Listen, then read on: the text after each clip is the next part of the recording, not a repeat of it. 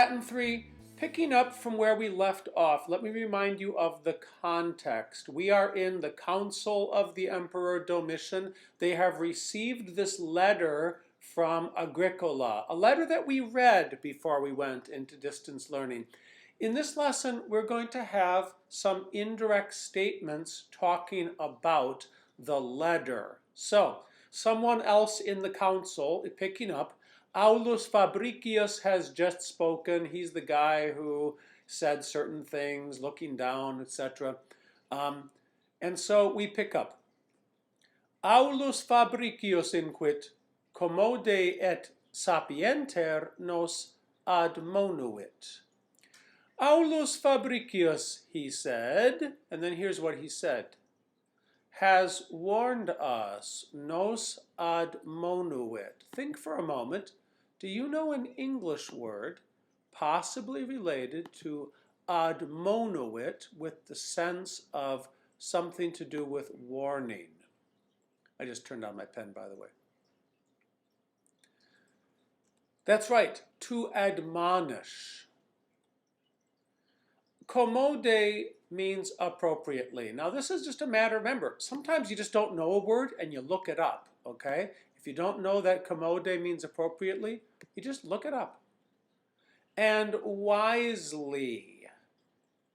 Sapienter, wisely. There are English words related to it, like sapiential literature means wisdom literature. Misit agricola nobis literas verbo speciosas revera inanes. Agricola has sent, misit agricola. What has he sent? Nobis, to us. What has he sent to us?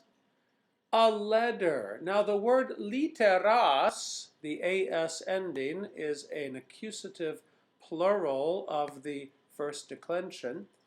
In the plural, the word litera, which by the way would mean like a letter, like A, B, C are letters, but in the plural, literae, letters, means the same thing as epistula, letter in the singular.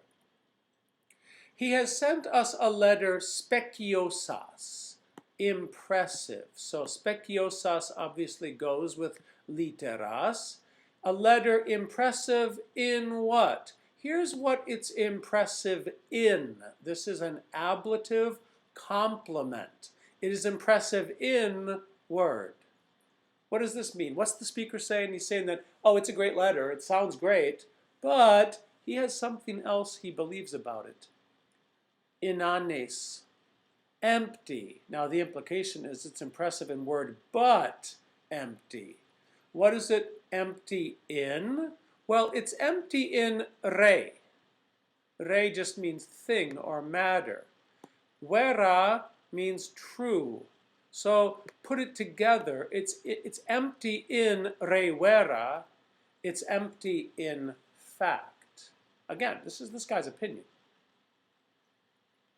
Iste septem annos Britanniae iam praest. That one, iste. Now, the Spanish adjective está, like este hombre, that man, this is derived from that. In Latin, though, frequently this demonstrative adjective has a negative connotation. So you see that one, meaning like, oh, that one over there, I don't like him very much. So iste, he doesn't like Agricola. That one is in charge, praest. Now, est just means is. Prae just means like in front of. So praesum together, I am in front, is the Latin verb for I am in charge. So praest, he is in charge. Iste praest, that one is in charge. What is that one in charge of? Already, Yam. What is he in charge of? Britanniae.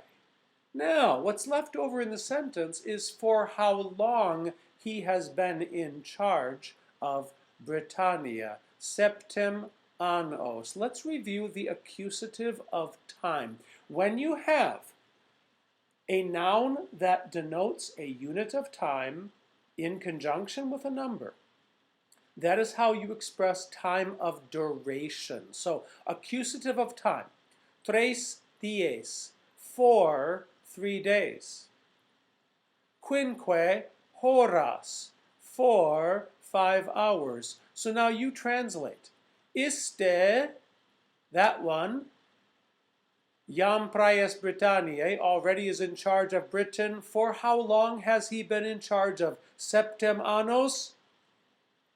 For 7 years. Septem annos, accusative of time, for an amount of time.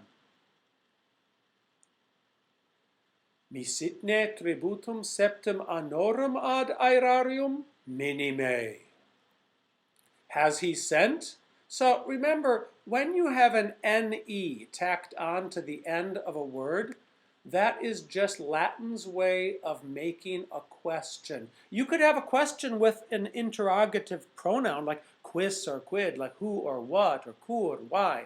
But if you just have ne tacked on to the back end of a word, that's how you make a question. So, misitne, has he sent? What has he sent? Tax of 7 of years, tributum septum annorum. That is a literal translation of those words. Again, tributum septum annorum, tax 7 of years. What does that actually mean? Here's what it means. 7 years worth of taxes. Has he sent 7 years worth of taxes? Where has he sent them, the speaker is asking? Has he sent them to the treasury? Ad aerarium? The answer is minime. Now, let me just defend Agricola a little bit. Was he really supposed to send like tons of precious metals from Britannia to Rome? He's in fact running a province. He kind of needs that money there. So this person is trying to undercut Agricola from afar in order to curry favor with the emperor. Ipse in sua epistula dicit centuriones iusus esse tributum molius exigere. He himself, ipse, what has he himself done, is dicit in sua epistula, in his letter. So notice, by the way, the fact that literae, meaning epistula, and epistula can occur in the same speaker means they are true synonyms.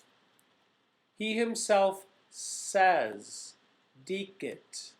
He himself says. Now, because I have already told you that this lesson is all about indirect statements, when you see a verb like, well, dicit says, addit adds, etc., I want you to be on the lookout saying, oops, I've got an indirect statement. What am I going to then see after an indirect statement? I'm going to see accusatives and infinitives, and that is going to be the engine of the rest of my sentence. He himself in his letter says that. I personally always like to add the word that when I have an indirect statement. He says that eubeo, eubere, usi, usus, to order. So what part of speech do we have here? This is the past participle of the verb to order. What part of speech do we have here? This is the infinitive of the verb to be. Esse means to be. Usi sunt would have meant they were ordered. So if we had centuriones usi sunt, that would mean the centurions were ordered. But in an indirect statement, because everything gets turned into accusative and infinitive, dicit centuriones usus esse is he himself in his letter says that the centurions were ordered. Now, all that's left over in the sentence is what the centurions were ordered to do. We read this when we read the story Epistula, the letter of Agricola that he sent to the emperor. He ordered the centurions to exact tax more gently. I remember going around the room and trying to explain to students what this meant. They had originally been very harsh. When they were trying to subjugate the island, they were being very harsh. But once they realized now, the long haul is we have to be friends with these people. And so, whereas they might have originally gone and said, give me half your grain, now they're going to go and they're going to say, give me a tenth of your grain. And the farmer is like, whoa, last year you said a half, now you're taking a tenth? Well, this is better. I'm going to have a little better life now that you're molius, more gently with me. And so Agricola is trying to pacify and Romanize, as we're about to see, this people. But this person who is now speaking against him, who says, well, did Agricola send tax for the last 7 years? He himself in his letter says that the centurions were ordered to exact tax molius, more gently. In the letter, quam antea, that phrase occurred in the letter, but it's not occurring here, quam antea, than before. Of course, what it means is Agricola did exact tax more strictly before. Next sentence. Adit se filiis principium persuasisse ut linguam latinam discant. He adds, and again, when you hear a word like says, or adds, or sees, or feels, or thinks, I want you to be on the lookout for an indirect statement. He adds that he himself say. When you have say in an indirect statement, the subject is the same subject of the main verb. So in other words, Agricola adds that he. What has he added that he? Persuasisse. Look at the verb persuado, persuadere, persuasi, to persuade. Let's just review the infinitives of this verb. Persuadere, to persuade. Because of the third declension verb, if we change this ere into an I, it becomes the passive infinitive. I remember us reviewing this right before we went into distance learning. So persuadi means to be persuaded, but that's not what we have here. Persuasisse. I remember us, we reviewed this in one of our Socratives. Persuasisse is the perfect tense infinitive, to have persuaded. Remember the sequence of tenses. If this verb were perfect tense, this infinitive would express the pluperfect. But it's not. This is present tense. Addit. He adds. And so persuasisse can mean just the simple perfect tense, to have persuaded. He adds that he himself persuaded. And what's left over in the sentence is what he persuaded filiis principium to do. He persuaded the sons of the chieftains. Now, the verb persuadere takes dative as its object. That's why it's the is ending. Genitive plural, the here. He persuaded the sons of the chieftains. What did he persuade them to do? That they may learn. Discant. He persuaded them that they may learn. What did he persuade them that they may learn? Linguam Latinam, the Latin language. Now, let's please turn this into better English. He adds that he himself persuaded the sons of the chieftains, not that they may learn, but just to learn the Latin language. Next sentence. Scilicet agricola putat se ad Britanniam misum esse ut pueros doceat, non ut barbaros superet. Scilicet just means obviously. Obviously, agricola, what does agricola do? Putat. Thinks. Here's where you say, oh, this lesson's all about indirect statement, and putat is totally going to introduce an indirect statement, and you're right. And remember how usos esse meant was or were ordered? Well, what would misum esse mean in that sense?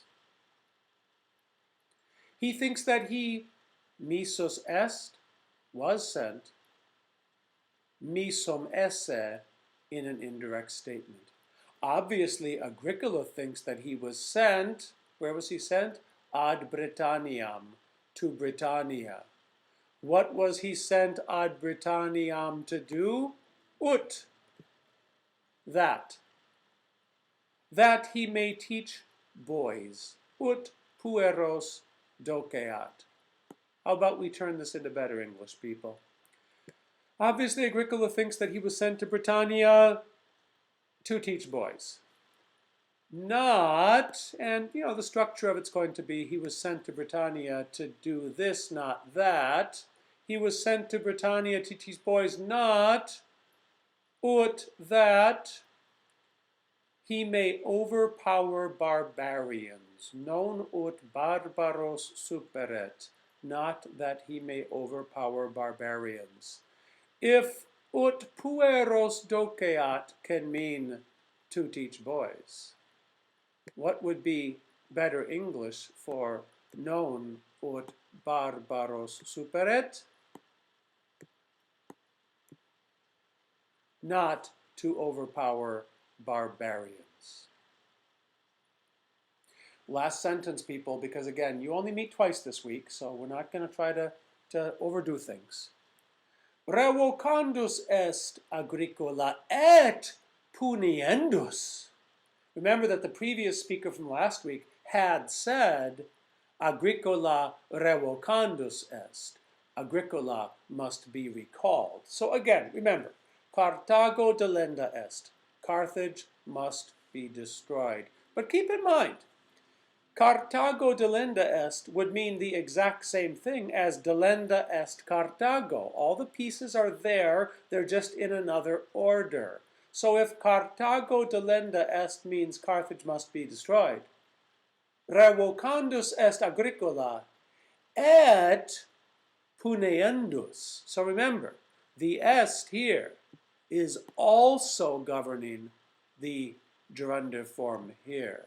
So how would you translate? Revocandus est agricola et puneendus. Agricola must be recalled and, understood, he must be punished.